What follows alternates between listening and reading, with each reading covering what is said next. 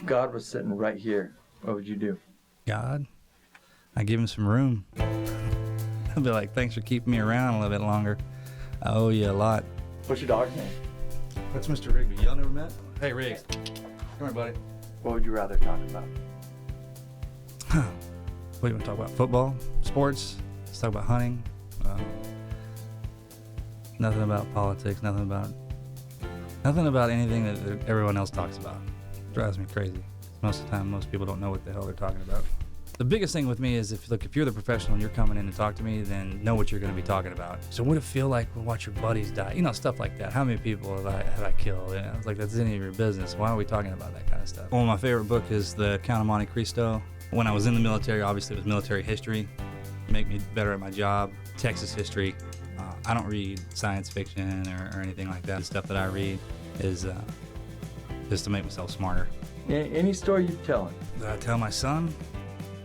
I converse with my son like he's an adult. He understands most of the stuff that we talk about, but I mean, I already have those in-depth conversations with him about drugs. The way it goes down is I throw him into his jammies, we go into his room, sit down, we read a book, we try to go over it as much as possible. He's bilingual, so he speaks Spanish better than he speaks English right now. A lot of times, the good thing about him is if I have something on my chest, I just start talking about it. I'll actually lay him down in the crib and then lean my back against it and just start talking to him.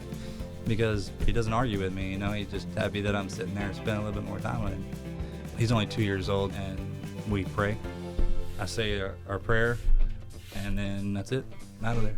You already give Axe the birds and the bees talk? Yeah, and drugs and all that stuff. I gave him that one when he was 4 months old.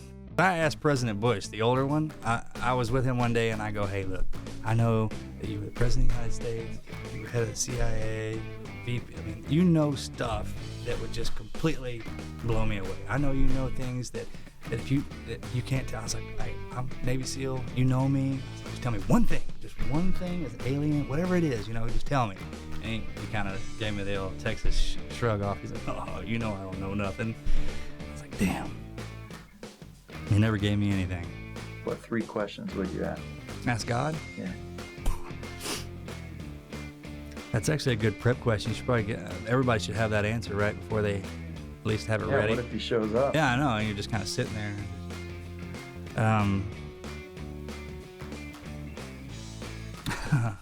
Are we alone in the universe? You know, at first it'd probably be serious questions or comments. Like, thank you for my life. Thanks for this, that, and the other. And then if he did decide around and we became buddies, then I obviously have to start throwing some cracks at him. Like, all right, you know, simple, stupid human questions, you know, when I just like,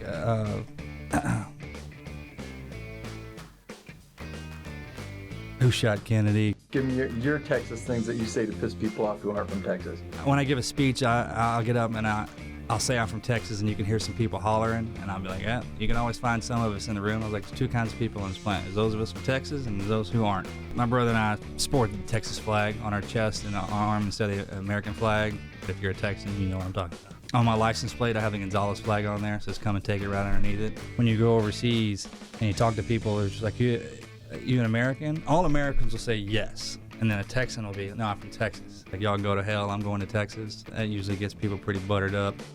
If God sat down next to me and I had a chance to do one thing, I'd like to see the history, the true history of the world, from all the way back, from when the Earth was maybe not even around, the first explosion, and just take a mind jump from that day to where we are right now, and to see actually everything.